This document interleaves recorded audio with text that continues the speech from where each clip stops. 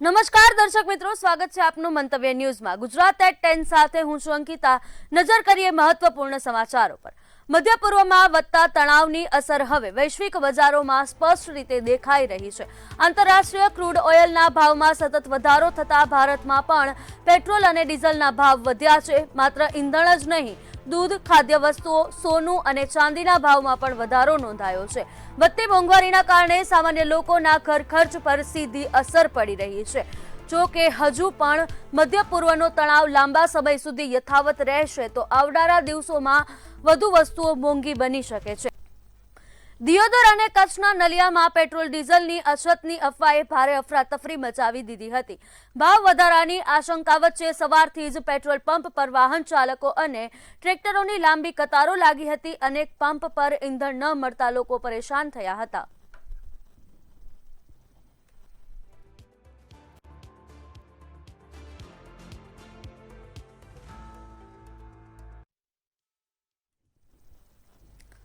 અમદાવાદના સુભાષ બ્રિજ ખાતે આવેલ આરટીઓ કચેરીમાં 3 દિવસથી સર્વર ખોરવાયું છે। બીજી તરફ 50% સ્ટાફ વસ્તી ગણતરીની ટ્રેનિંગમાં વ્યસ્ત હોવાથી અરજદારોને ધક્કા ખાવાનો વારો આવ્યો છે। સર્વર ડાઉન થતા આરટીઓ કચેરીએ જૂના વાહન ટ્રાન્સફર, વાહન પરની લોન રદ કરવા સહિતની કામગીરીને અસર થઈ રહી છે। અસહ્ય ગરમીમાં કચેરીએ આવ્યા બાદ પણ કામગીરી ન થતા અરજદારોને ધક્કા ખાવાનો વારો આવ્યો છે। આરટીઓ અધિકારીએ જણાવ્યું કે વાહન પોર્ટમાં ટેકનિકલ ઇસ્યુના કારણે દરરોજ 500 કરતાં પણ વધુ અરજીઓ અટકી પડી છે।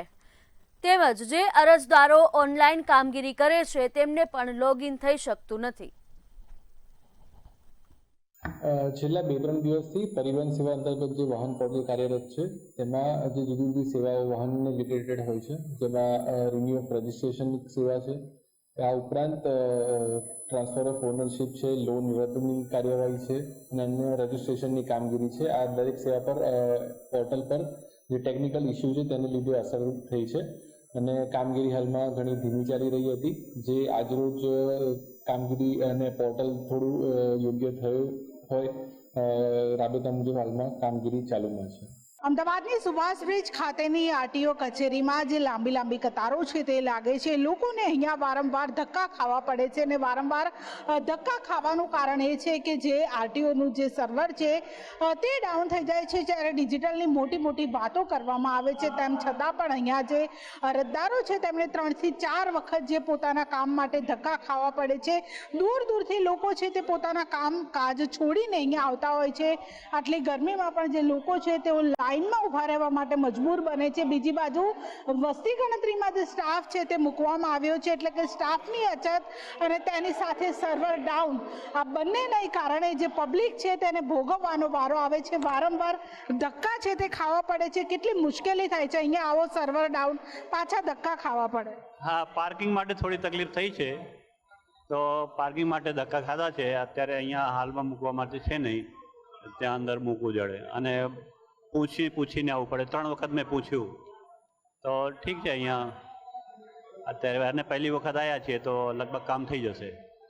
કાકા, ધક્કા કેટલા ખાવા પડે છે? કારણ કે જ્યારે આવો ત્યારે કે સર્વર ડાઉન છે, સ્ટાફ નથી। ધક્કા નહીં ખાધા, કામગીરી બરાબર થાય? કામગીરી બરોબર થાય। એટલે અનેક લોકો છે તેઓ વારંવાર અહીંયા ધક્કા પણ ખાતા હોય છે। અત્યારે જે આરટીઓ અધિકારી દ્વારા કહેવામાં આવ્યું છે કે આજે જે સર્વર છે તે સવારથી બરાબર ચાલી રહ્યું છે, પરંતુ જે સર્વર અપડેટને કરવાને કારણે જે સર્વર અપડેટ થઈ રહ્યું છે અને તેને જ કારણે જે સર્વરમાં ટેકનિકલ ખામીને કારણે જે ઇસ્યુ છે તે થઈ રહ્યા છે અને તેના કારણે લોકોને પારાવાર હાલાકી ભોગવવાનો સામનો છે તે કરવો પડી રહ્યો છે। મોટી વાતો અને મોટા બણગા ફૂંકવામાં આવે છે, પરંતુ તે તમામ જે દાવાઓ છે તે સર્વર ડાઉનને કારણે પોકળ સાબિત થાય છે। કેમેરા પર્સન રશ્મિન પટેલ સાથે કિંજલ બોરીસા, મંતવ્ય ન્યૂઝ, અમદાવાદ। અમદાવાદના સુભાષ બ્રિજ આરટીઓ કચેરી વિસ્તારમાં તૈયાર થયેલ નવી આરટીઓ કચેરીનું આધુનિક બિલ્ડિંગ છેલ્લા ઘણા સમયથી સંપૂર્ણ તૈયાર હોવા છતાં હજુ સુધી શરૂ થઈ શક્યું નથી। પાર્કિંગ, વિશાળ વેઇટિંગ એરિયા અને અરજદારોને સરળ સેવા મળે તેવી સુવિધાઓ સાથે બનેલ આ કચેરીના ઉદ્ઘાટન માટે ઉચ્ચ સ્તરના મહાનુભાવોના સમયની રાહ જોવાઈ રહી છે।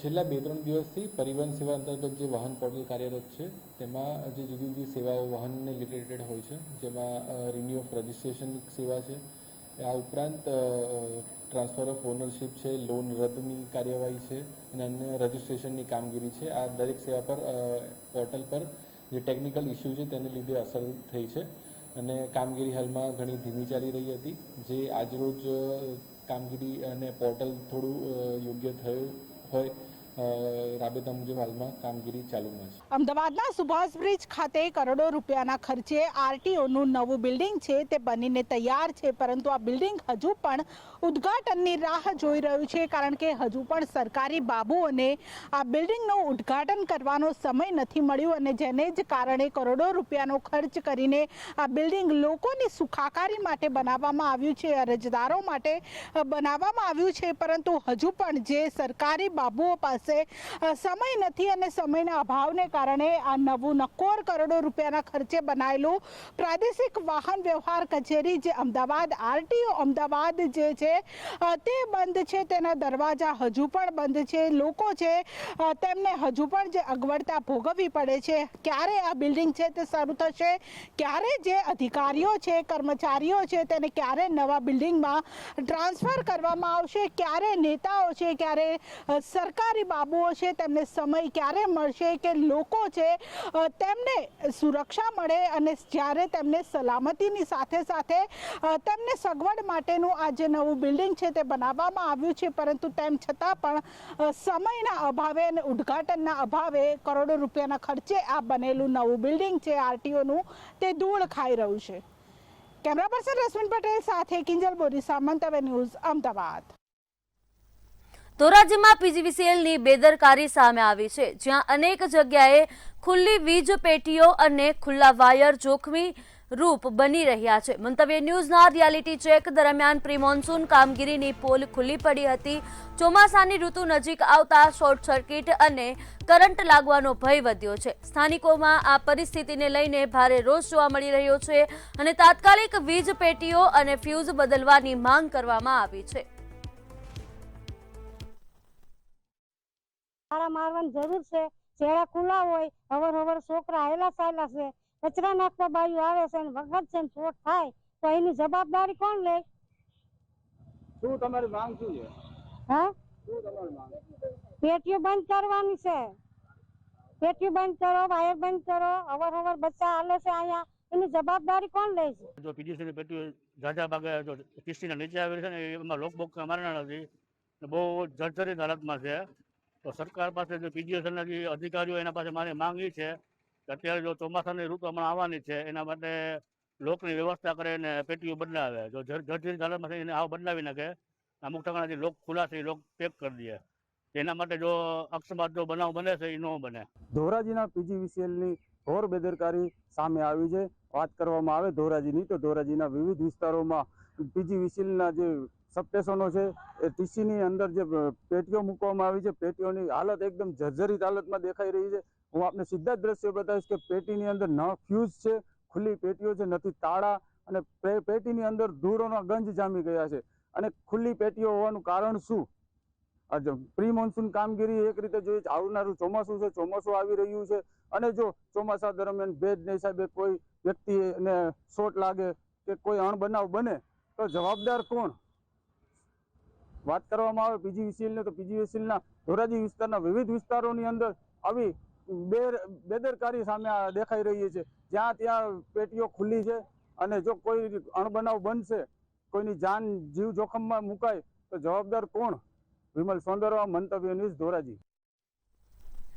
વડોદરા મહાનગરપાલિકા પીજીમાં રહેતા લોકો માટે નિયમિત કોમર્શિયલ આકારણી કરીને વેરો વસૂલે છે, પરંતુ બીજી તરફ પાલિકા ખાનગી પ્લોટો પર વર્ષોથી સિઝનલ ધંધા અને અન્ય વ્યવસાયિક પ્રવૃત્તિઓ ચાલતી હોવા છતાં કોમર્શિયલ વેરો વસૂલતા ન હોવાનો અનેક જે સવાલો છે તે ઊભા થયા છે. ખાનગી મિલકતો સામે કડક કાર્યવાહી કરતી પાલિકાની આ બેવડી નીતિ સામે હવે લોકોમાં ભારે રોષ જોવા મળી રહ્યો છે. कम से कम 20-22 વર્ષથી ધંધો છે. અહીંયા કેટલા વર્ષ છે? અહીંયા અમે ચોથું વર્ષ છે. હા, પોતાનું છે. ના, જગ્યા પાડે છે. હા ભાડે અમે ભાડું અહીં પાર્ટી છે એમને આપીએ છીએ 4 વર્ષ દર વર્ષે દર સિઝનમાં દર સિઝન મેં 2023 થી એટલે જગ્યા પોતાની નહીં, જગ્યા અમે ભાડે રહીએ છીએ અને સિઝનેબલ ધંધો છે અમારો. ફેબ્રુઆરીથી આવીએ છીએ અને આ મે એન્ડમાં જતા રહીએ છીએ અમે. એ પ્રાઇવેટ છે, જે જગ્યાવાળા ખરા એમને જ અમે આપીએ છીએ. પ્રાઇવેટ જ છે જગ્યા. દુકાનનું નામ ખોડિયાર મસાલા. હા, રેન્ટ પર અમે આવીએ છીએ અહીંયા. હવે વડોદરા કોર્પોરેશનના 2 ધારાધોરણ છે. એક બાજુ જો કોઈ પેઇંગ ગેસ્ટ આપતા હોય, પેઇંગ ગેસ્ટને ભાડે આપતા હોય, કોઈ સામાન્ય માણસ નોકરી કરવા આવ્યો હોય તો એને રહેવા માટેનું સ્થળ આપતા હોય તો એની કોમર્શિયલ આકારણી કરી દેવામાં આવે છે. અને બીજી બાજુ મોટા મોટા એવા મેદાન છે, ખુલ્લા પ્લોટો છે કે જેમાં પોંક સેન્ટરો ખુલે છે, મસાલા દરવાની ઘંટીઓ ખુલે છે, જે લાખો રૂપિયાના ટર્નઓવર કરે છે અને લાખો રૂપિયાના ભાડા ચૂકવે છે. આ લોકોની ઉપર આકારણી કરીને કોઈ વેરા વસૂલવામાં આવતા નથી. આવી જ રીતે મેરેજના કેટલા બધા મેદાનો છે જેમાં એક મેરેજનું ફંક્શન 5-5, 10-10 લાખ રૂપિયાનું થતું હોય છે અને આખું સિઝન એનું બુકિંગ મળતું હોય છે. 1 કરોડથી વધારે રૂપિયાનું ટર્નઓવર એ ખાલી પ્લોટમાં કરતા હોય છે. તો એની ઉપર આકારણી સામાન્ય જેટલું બાંધકામ હોય નાનું અમથું એનું જ લેવામાં આવે છે. શું પાલિકા દ્વારા કમર્શિયલ પ્લોટને વેરા મુક્તિ આપી છે તેવા સવાલો ઉઠવા પામ્યા છે. શું પાલિકા દ્વારા ખાનગી પ્લોટોને કમર્શિયલ વેરા મુક્તિ ની રાહત આપવામાં આવી છે તેવી રીતના સવાલો લોકો દ્વારા ઉઠવા પામ્યા છે. વડોદરા મહાનગરપાલિકામાં પીજીમાં રહેતા લોકો માટે નિયમિત કમર્શિયલ આકારણી કરીને વેરો વસૂલે છે, પરંતુ બીજી તરફ પાલિકા દ્વારા ખાનગી પ્લોટો પર વર્ષોથી સિઝનલ ધંધો અને અન્ય વ્યવસાયિક પ્રવૃત્તિઓ ચલાવતી હોવા છતાં કમર્શિયલ વેરો વસૂલાતા નથી તેવા અનેકો સવાલ ઊભા થઈ રહ્યા છે. ખાનગી મિલકતો સામે કડક કાર્યવાહી કરતી પાલિકા આ બેવડી નીતિ સામે હવે લોકોમાં રોષ જોવા મળી રહ્યો છે. ખાનગી પ્લોટ પર ચાલતા ધંધાઓનું શું પાલિકા દ્વારા કમર્શિયલ વેરાની રાહત આપવામાં આવી છે તેવી રીતના પ્રશ્નો ઉઠી રહ્યા છે. ત્યારે શહેરમાં હવે આ મુદ્દે ચર્ચા તેજ બની છે. પાલિકાના રેવન્યુ વિભાગના અધિકારીએ જણાવ્યું હતું કે લાંબા ગાળાના જ્યારે આ શેડ અથવા બાંધકામ હોય છે ત્યારે વેરામાં આવતો હોય છે તેવી સ્પષ્ટતા કરી છે. હવે તંત્ર આ મામલે શું નિર્ણય લે છે તે જોવું રહ્યું, કારણ કે જે પ્રમાણે આ ખાનગી પ્લોટ છે અને ખાનગી પ્લોટ પર કમર્શિયલ પ્રવૃત્તિ ચાલે છે તેની આકારણી થશે કે કેમ અને કમર્શિયલ વેરો તેમના પાસેથી વસૂલે છે કે નહીં તે એક મોટો વિષય છે. સાથે સિઝનલ ધંધો છે એટલે 3 મહિના 4 મહિના એવી રીતના ગાળામાં આ લોકો પોતાનો રોજગાર ધંધો કરતા હોય છે. ત્યારે શું જે ધંધો કરતા હોય છે તેની આકારણી કરીને તેમના પાસેથી કમર્શિયલ ટેક્સ વસૂલ કરવામાં આવશે કે કેમ તે જોવું રહ્યું. કેમેરામેન કેતન શિંદે સાથે સત્યમ નેવાસકર, મંતવ્ય ન્યૂઝ, વડોદરા.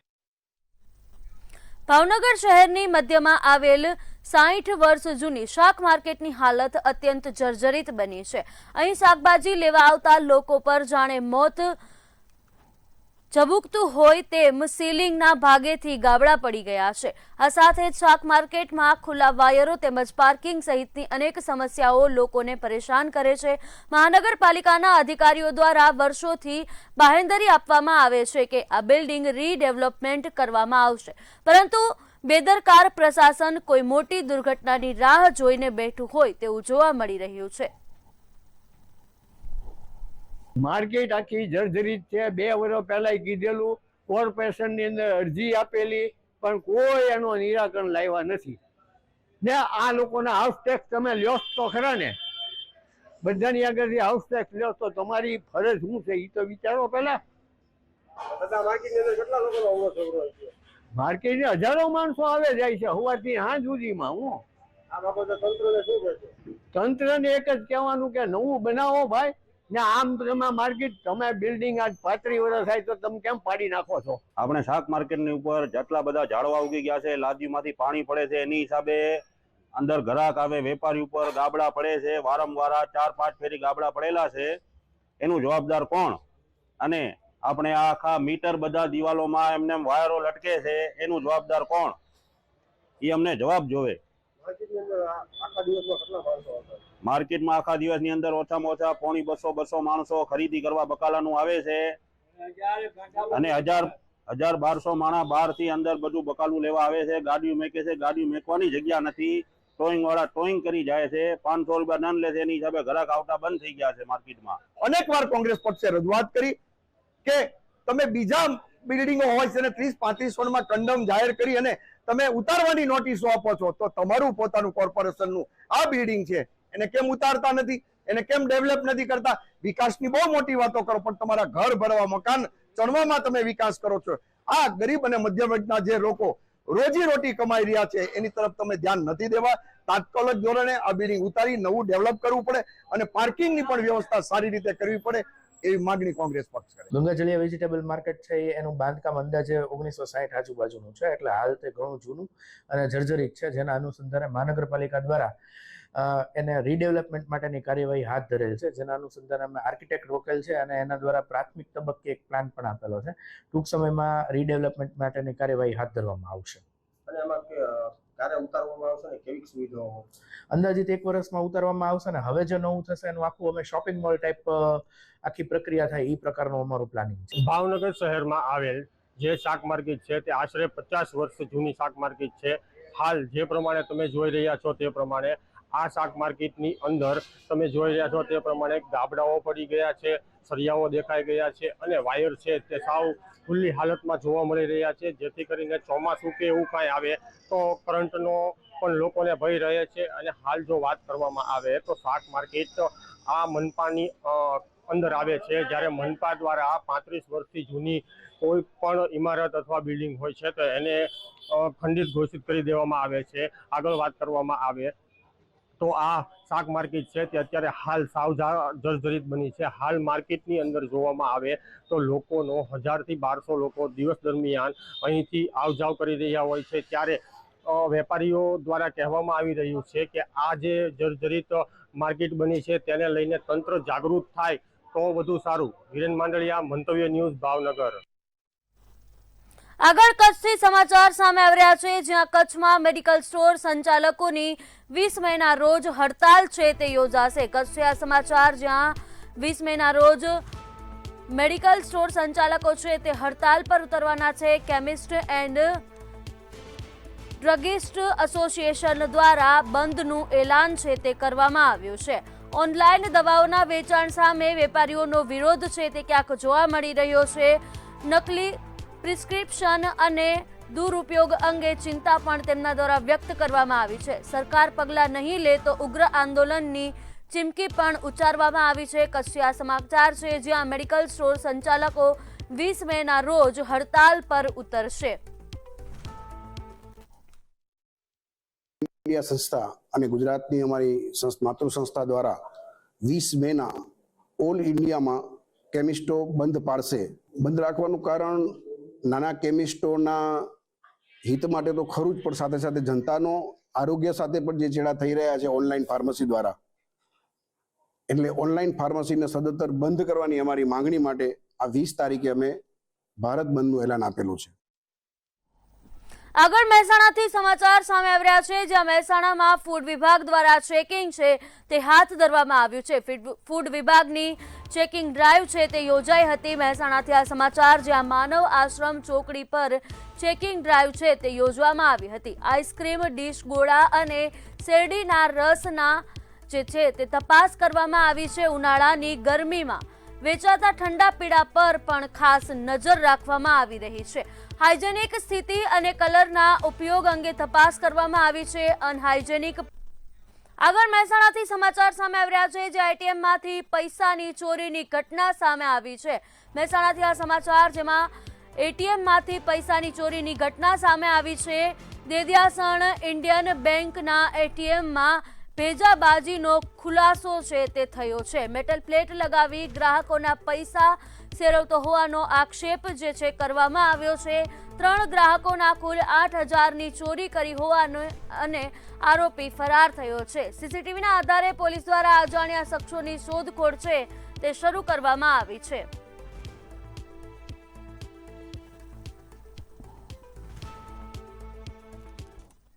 આગળ અમદાવાદથી સમાચાર સામે આવી રહ્યા છે, જ્યાં અમદાવાદના ધોળકા સિમેજ ગામે બોગસ ડોક્ટર છે તે ઝડપાયો છે.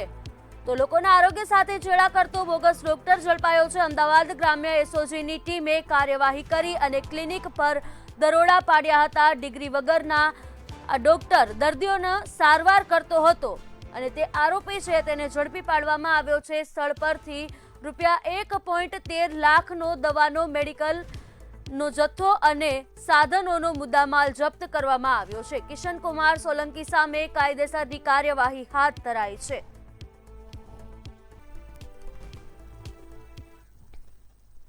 સુરેન્દ્રનગરથી સમાચાર સામે આવી રહ્યા છે, જ્યાં પિકઅપમાં અચાનક આગ લાગી હોવાની ઘટના બની છે.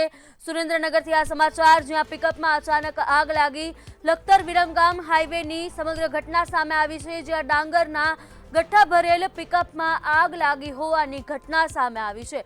સમયસર ડ્રાઈવરને જાણ થતાં આ બાદ બચાવ થયો છે. ફાયર વિભાગે આગ પર કાબુ મેળવ્યો છે. આગમાં પિકઅપ સંપૂર્ણ રીતે બળીને ખાખ થઈ હતી. ગુજરાત એટ 10 માં હાલ બસ આટલું જ. વધુ સમાચાર માટે જોતા રહો મંતવ્ય ન્યૂઝ. નમસ્કાર.